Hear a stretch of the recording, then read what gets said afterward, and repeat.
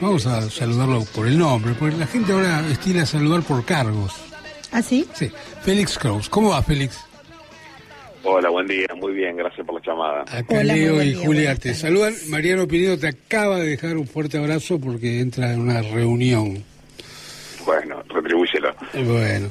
Félix, andábamos dándole vuelta a algunos temas y a mí me da particularmente un poco de bronca, ¿no? Porque me da la impresión que me hacen subir agendas que no tengo muchas ganas de subir, y menos cuando son tan fáciles los piolines de donde cuelgan algunas marionetas, ¿no? Hablábamos de esta doctrina Chocobar, y yo suponía que es una especie de reintento de agrupar al núcleo duro de Cambiemos, detrás de una consigna que le es particular, ¿no? También decíamos con Mariano que es algo precedente a Bolsonaro, que no es una consecuencia de Bolsonaro, sino es algo que podríamos decir que el macrismo o Cambiemos anticipó ya hace tiempo. ¿Cómo lo ves vos? Mira, el otro día hice lo que hay que hacer primero en estos casos, me parece a mí, que es procurarme este protocolo, ¿no? Buscarlo, conseguirlo, tener boletín oficial, digo, no hay mucho misterio. Puse a leerlo, en realidad no dice demasiado, digamos, es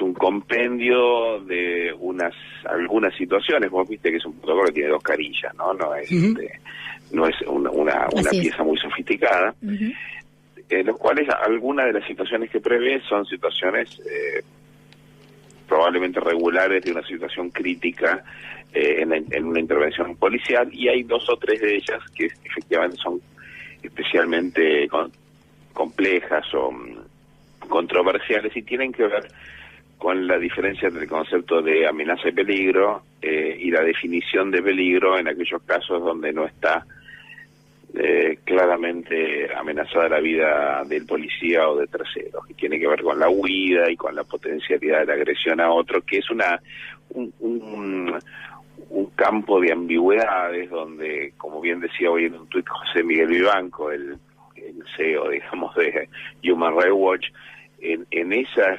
ambigüedades es donde reposa el riesgo cierto que tiene este protocolo.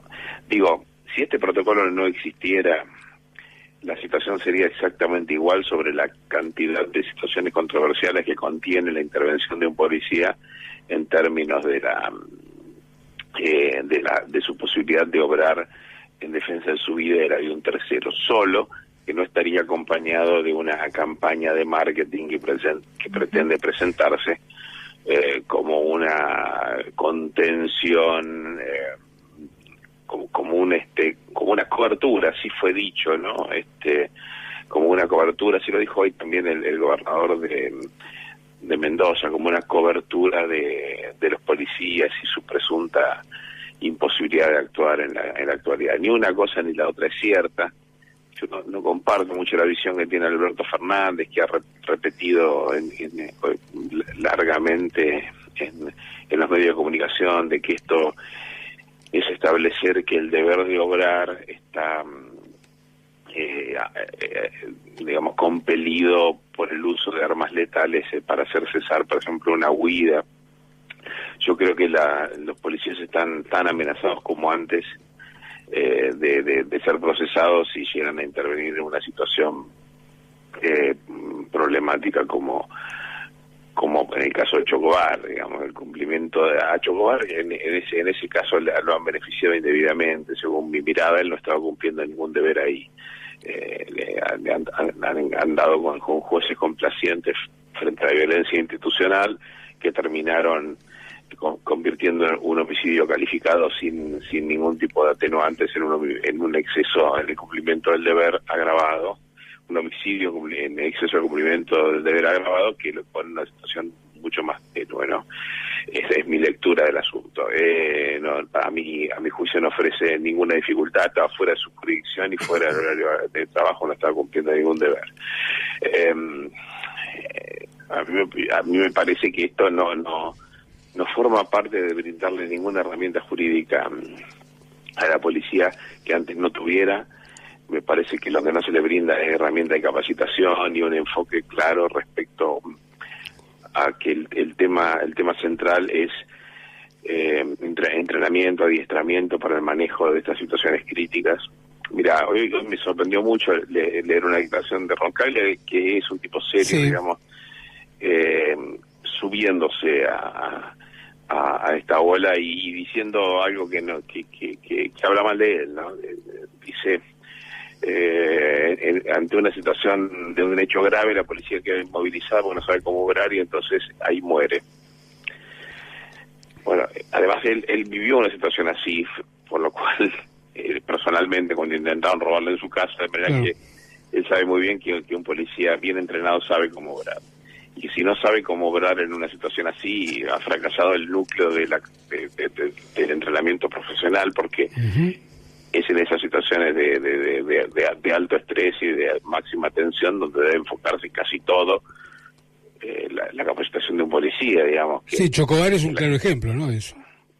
Sí, es un claro ejemplo de la pésima capacitación de la policía en esto, digamos. Ahora, Félix, entonces, ¿por qué? ¿Por qué sale este decreto? No, a mí me parece que estos no son razones jurídicas, digamos, no son las razones que se alegan.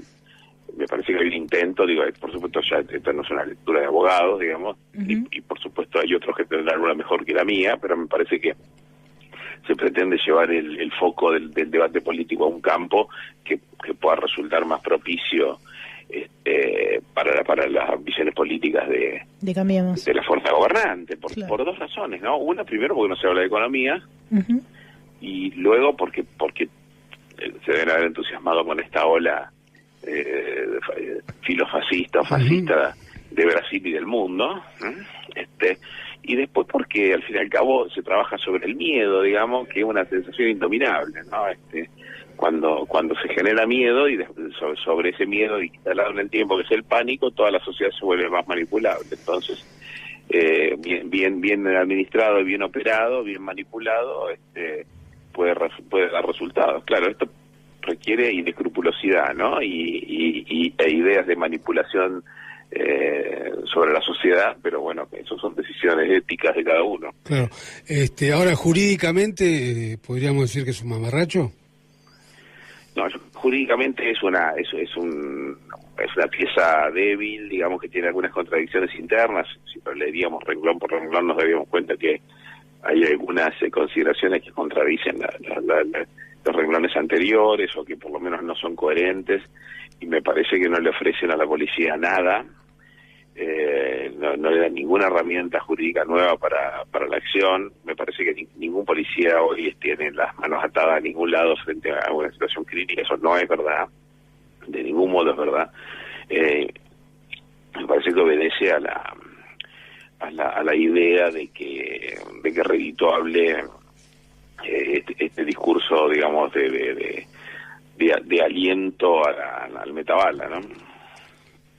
Claro, sí. Y que tranquiliza, nosotros hoy decíamos con Leonardo y con Mariano que si se quiere tranquiliza, o por lo menos abre un canal de comunicación con el sector macrista más duro, que claro, quiere esta mano dura. Sí, es casi...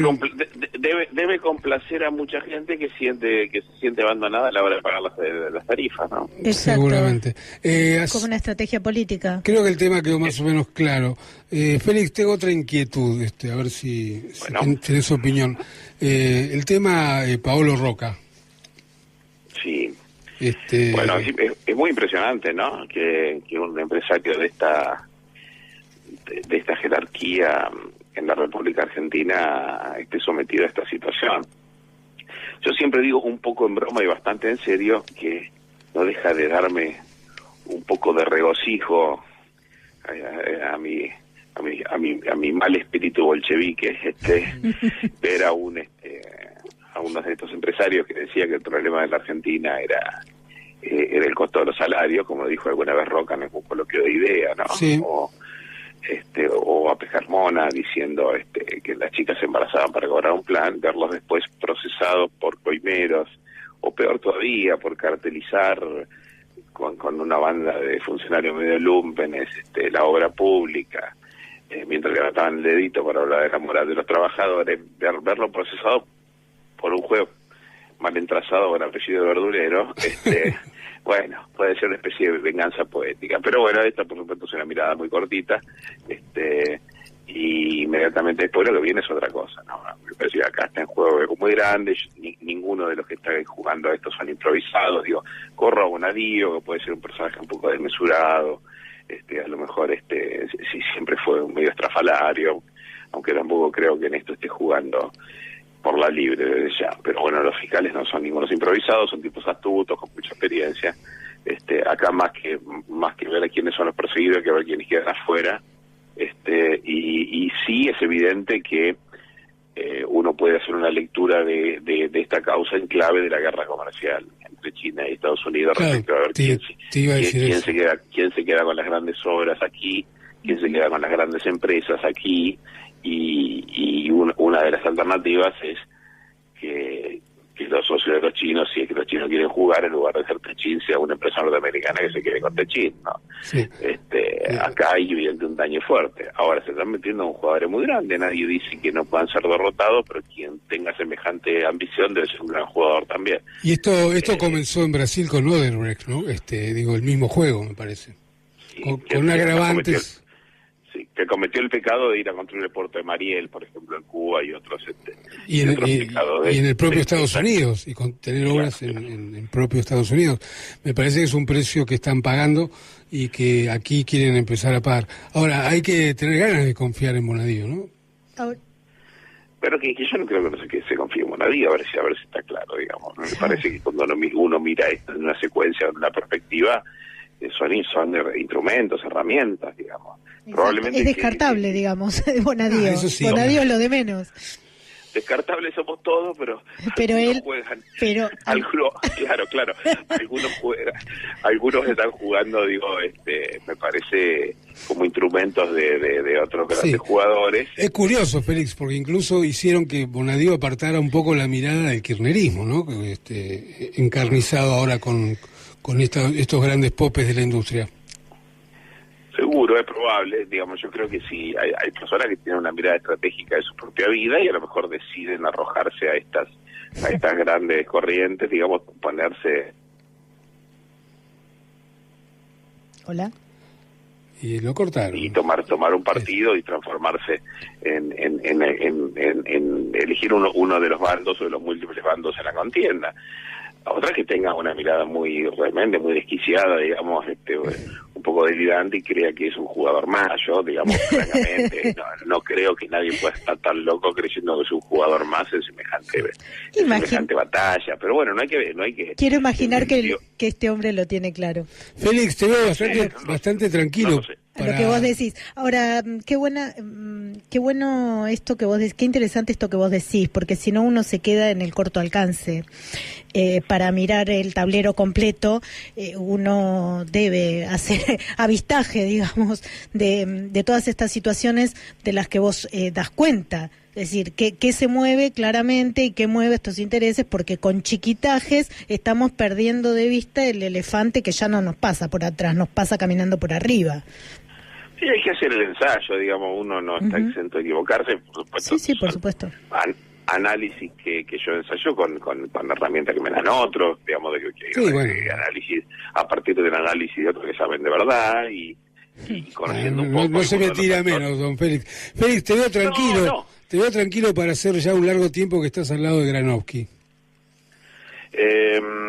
Bueno, no es tanto el tiempo, son unos pocos meses. Granovsky está un poco más loco que yo. Eso a mí todos los días me da como una sensación de bienestar. Te tranquiliza de bienestar. Te tranquiliza. Sí. ¿Puedo hacerte una última pregunta? Posiblemente. ¿Qué pasa con el femicidio de Lucía Pérez y qué pasa con esos jueces? Y esa es un espanto, ese fallo, no por lo que decide, porque probablemente una buena sentencia hubiera decidido lo mismo. Digo, a mí me parece que efectivamente, tal como si uno descontamina de adjetivos y de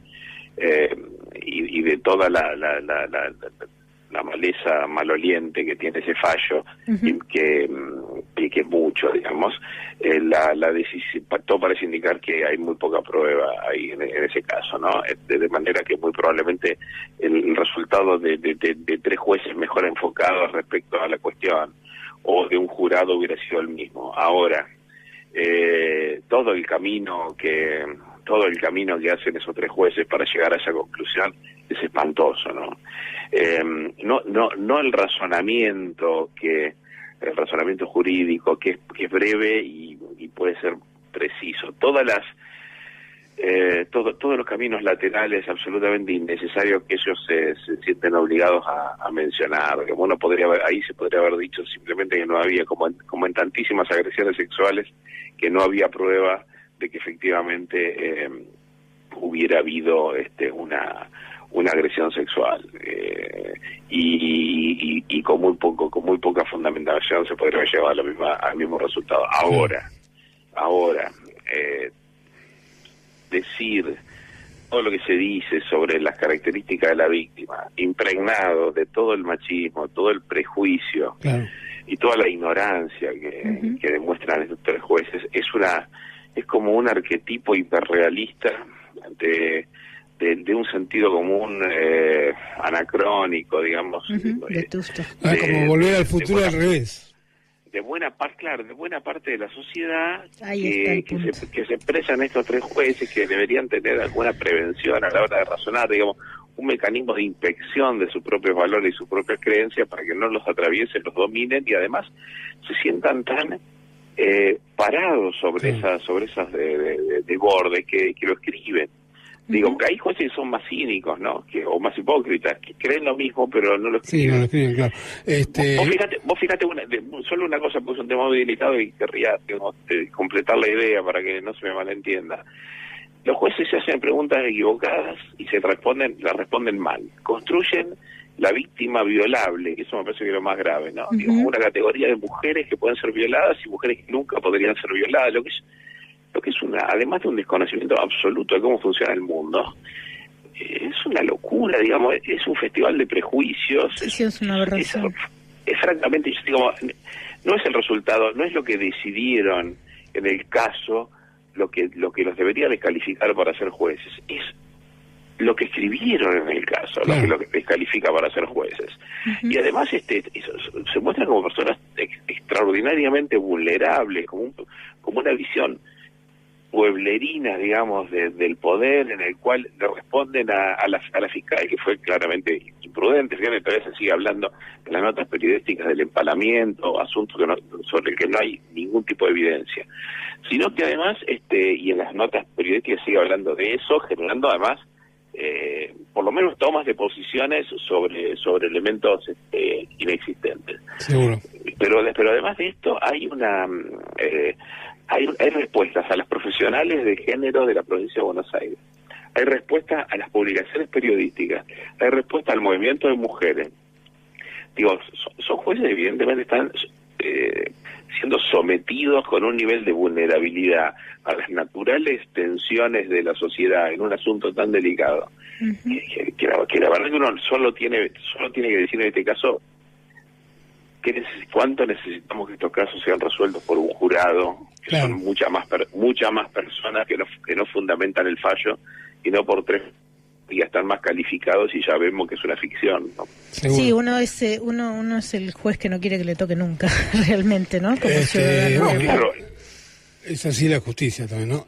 Uno cae y no sabe en manos de quién. Félix, te agradecemos muchísimo por el tiempo. Yo tenía todo el pie preparado para que hagas el chivo recién, pero me lo cortaron. Pero de todas maneras lo puedes hacer. Te podemos escuchar ¿dónde a la tarde? Estamos con Martín Granowski en Somos Radio, en la M530, de lunes a viernes a las 19 horas. Te agradezco mucho. Muchas gracias a vos, Félix, a vos. como siempre, un placer y un gusto. No faltará oportunidad. Bueno, un abrazo grande. Un beso.